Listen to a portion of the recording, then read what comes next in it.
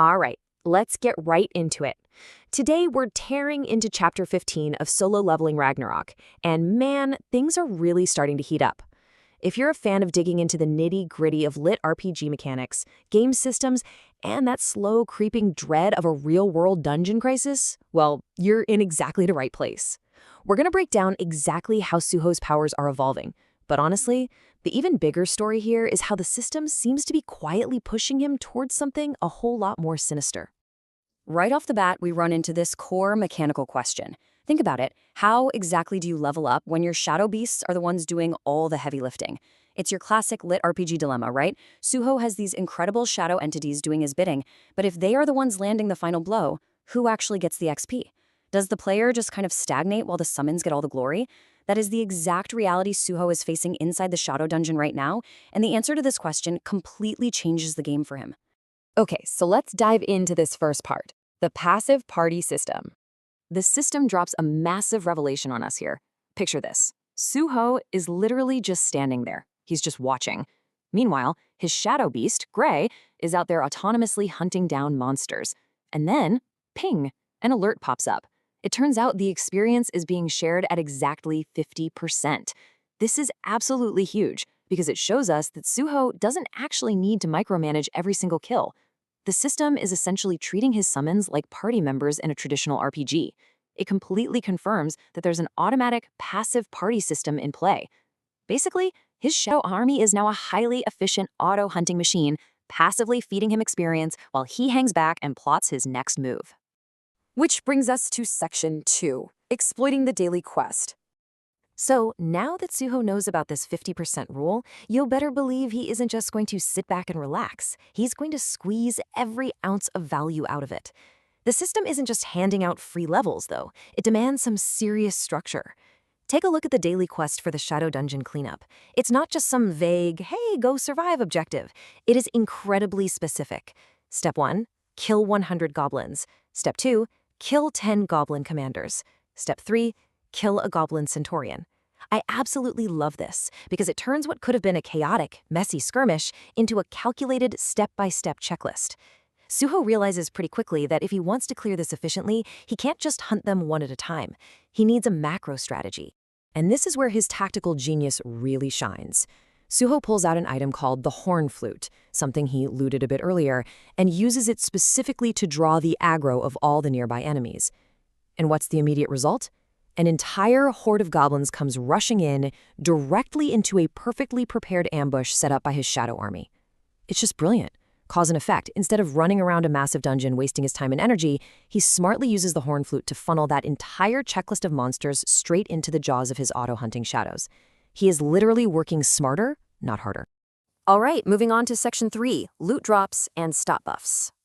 Because come on, we all know the absolute best part of clearing a massive wave of enemies is the loot, right? It's crucial to see how Suho handles these quest rewards, because this is where the system's upgrade mechanics really flex. The system hands him 3 things: status recovery, 3 ability points, and a random cursed box. But Suho does something incredibly clever here. He realizes that accepting the status recovery will instantly heal him to perfect condition. So rather than just burning it right away while he's completely safe, he strategically leaves it sitting unaccepted in his menu. He's basically saving it as an emergency instant heal button for when he's inevitably in the middle of a desperate fight later on. Just a masterclass in system manipulation. Next up, he opens that random cursed box. And I need you to focus on this insane number for a second. 300%.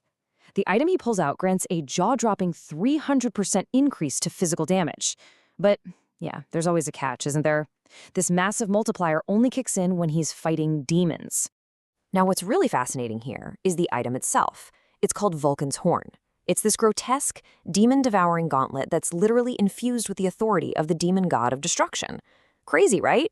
Well, Suho knows that to actually get the most out of a 300% physical damage buff, his base physical stats need to be as high as possible. So what's his play? He synergizes it perfectly. He immediately takes every single one of those new ability points he just earned and dumps them straight into strength, boosting it from 35 up to 40.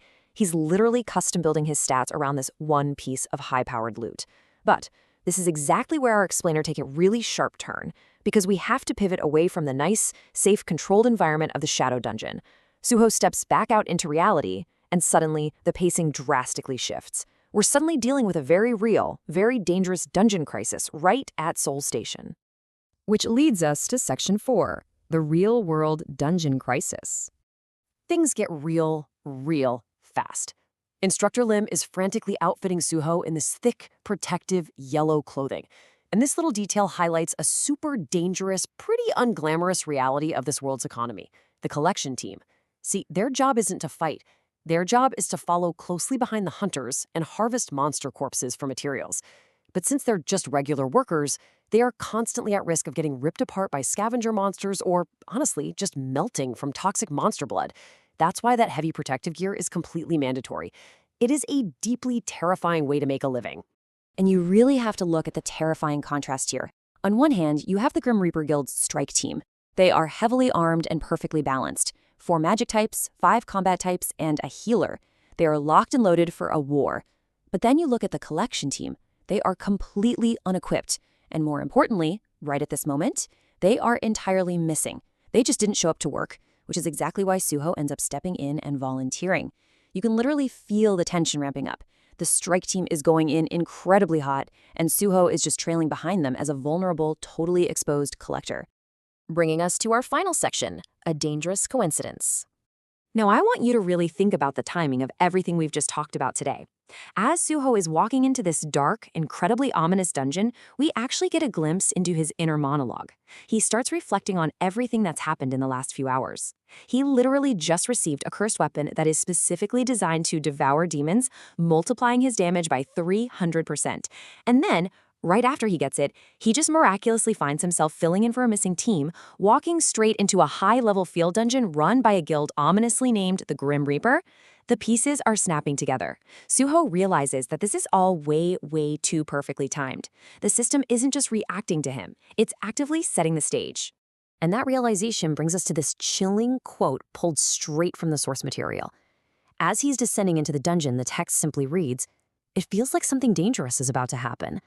The sheer weight of that realization is just so palpable. The author uses this perfectly to end the chapter, making absolutely sure that we, as the audience, feel the exact same creeping dread that Suho is feeling in that moment.